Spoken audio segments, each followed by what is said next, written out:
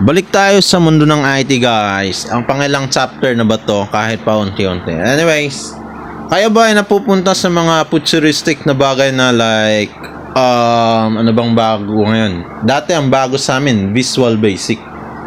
Ngayon siguro meron na kayo mga Android, meron na securities, meron na kayong mga kung ano na pa, virtual reality, mixed reality. Na-discuss ko yan, previous chapter ha.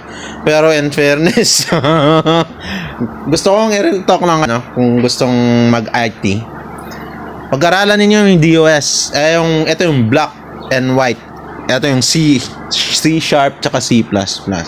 Kasi sa realidad boy, tangina, kahit yung mga bagong industry ngayon, yung like Gmolds, yan, nagtrabaho ako sa Gmall, SM, tapos yung mga ano pa, tawag na to, center call. Ang ano yung sa akin lang ha, yung sa Gmall, Bahada, ang ginamit, C++, saka C Sharp. Pare ko, kasi ito yung tipong super liit ng data file transfer na kayang itakbo sa server. Alam mo yung notepad? Kahit simpleng notepad lang yan, pare ko, iaano mo yan eh. Makiklear, hindi, clear cache ba nga yan? Sa pagkakaalala ko. Tangina, naka C++ yung code ng ano nila, server. Ito yung tipong wala kang PHP, walang .NET, walang database, walang tawag MySQL. Meron C++, yung C, tsaka C Sharp. Yan. Yan ang ginagamit ng mga malls sa ngayon pare, sa industriya ng Pilipinas. Ito kasi yung dahilan. Sa lahat ng back office ng mall, meron silang server. Hindi lang yan sa loob ng mall, ito yung tipong sa isang buong araw, ang daming na-record. Ito yung kada purchase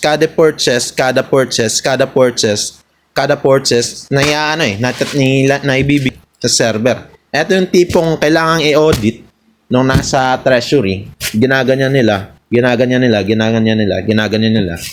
Ipinaprocess not in MySQL pare ko eh.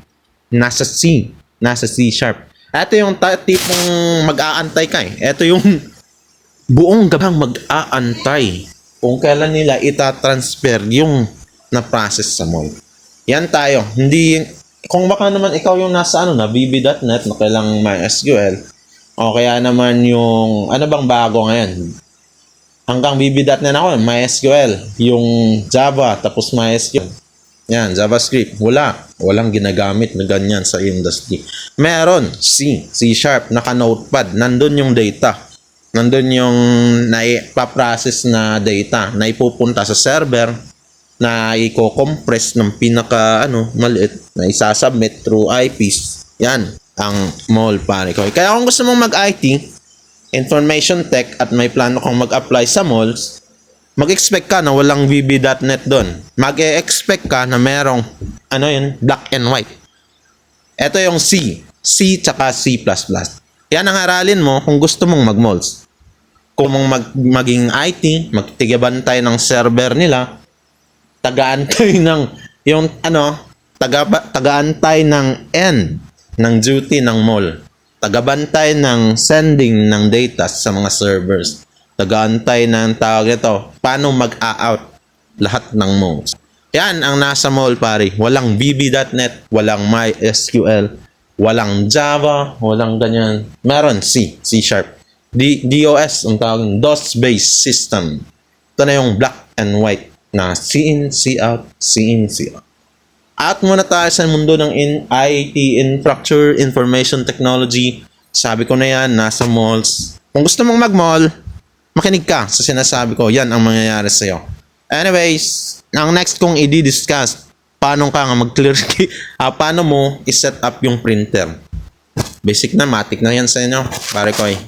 If you like this channel, i-subscribe mo na. Kung anak kita o kadugo, i-subscribe mo na lang din.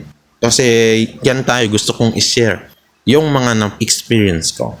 Bye guys, alas 12, 12:26. Out now. Thank you.